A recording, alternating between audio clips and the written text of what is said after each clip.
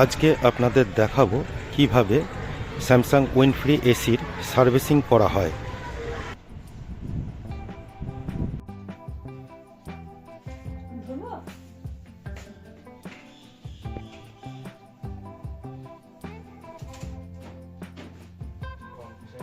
এখন স্যামসাং উইন্ডফ্রি এসির servicing charge 50% ছাড়ে কোম্পানি থেকে পাওয়া যাচ্ছে। আমি এই সুবিধাটা নিয়েছি। কোম্পানির সার্ভিস ইঞ্জিনিয়ার সার্ভিস সেন্টার থেকে আমার বাড়িতে পাঠানো হয়েছে, তিনি আমার এসিটাকে সার্ভিস করবেন। একটা কথা এখানে বলে রাখা ভালো, স্যামসাং কিন্তু জেট সার্ভিস প্রোভাইড করে না। ওদের মেশিনে ওরা জল দিয়ে ধোয়ার ব্যাপারটা একদম অ্যালাউ করে না। যাক, কিভাবে কোম্পানির সার্ভিস ইঞ্জিনিয়ার আমার মেশিনটা সার্ভিস করে আপনারা দেখতে থাকুন স্টেপ বাই স্টেপ। প্রথমে উনি মেশিনের যে প্লাস্টিক পার্টগুলো আছে, যেগুলো অ্যাকচুয়ালি ক্লিপ সিস্টেমে লক করা থাকে, সেগুলোকে খুলে মেশিনের ইনডোর মেশিনের যে ফেন্সগুলো আছে সেগুলোকে পরিষ্কার করার জন্য উনি প্লাস্টিক পার্টগুলোকে রিমুভ করছেন।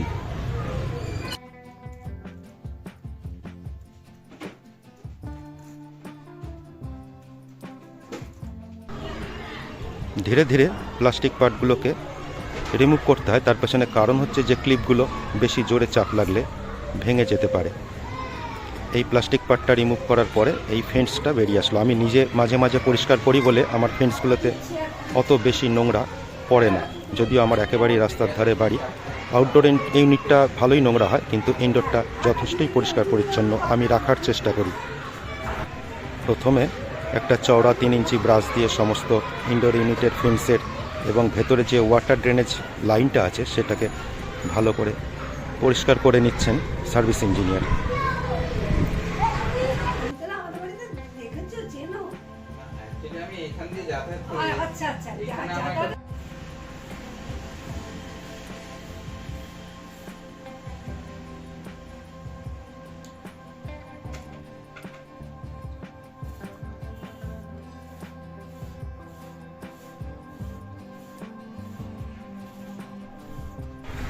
এরপরে শ্যাম্পুর জলের মধ্যে টুথব্রাশ যেগুলো আর কি আছে সেগুলো ওপর থেকে নিচ যেভাবে টেনে পরিষ্কার করা হচ্ছে ফেন্সগুলোকে, ঠিক এইভাবে ফেন্সগুলোকে পরিষ্কার করে নিয়ে জল দিয়ে ভালো করে ধুয়ে নেওয়া হবে। কিন্তু কখনোই ওনারা জেট পাম্প ইউজ করেন না। ওনারা বলেন যে স্যামসাং জেট পাম্প অ্যালাউ করে না।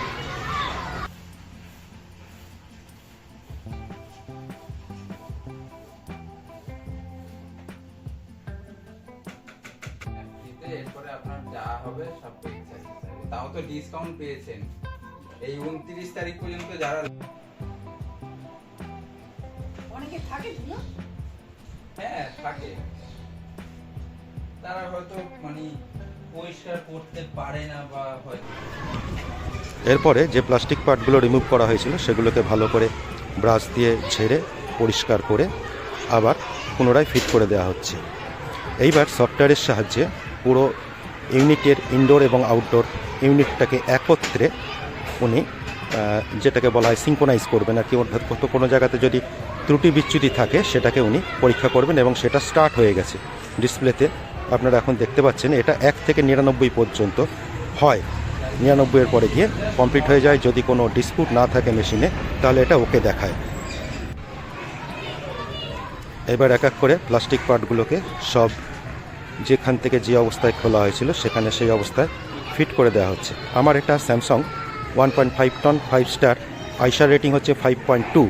এটা হচ্ছে উইন্ডফ্রি মেশিন। এটার কারেন্ট কনজাম্পশান খুবই কম।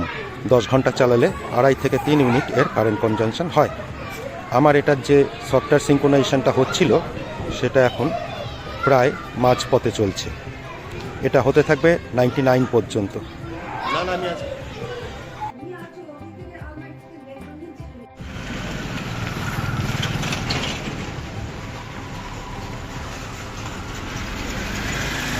এবার ইনডোর ইউনিটটা লিকেজ টেস্ট শ্যাম্পু জল দিয়ে উনি চেক করে নিচ্ছেন যে এখানে কোনো গ্যাস লিকেজ আছে কি না।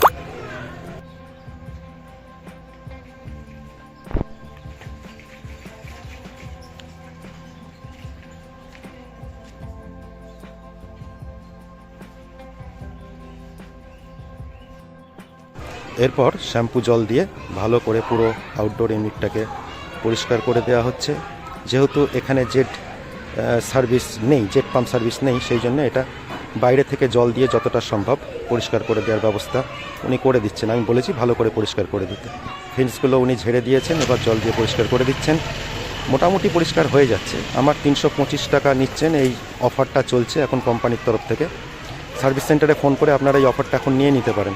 কোম্পানি সার্ভিস করালে পারে এর ওয়ারেন্টিটা নষ্ট হয় না আর কি, এটা করা ভালো।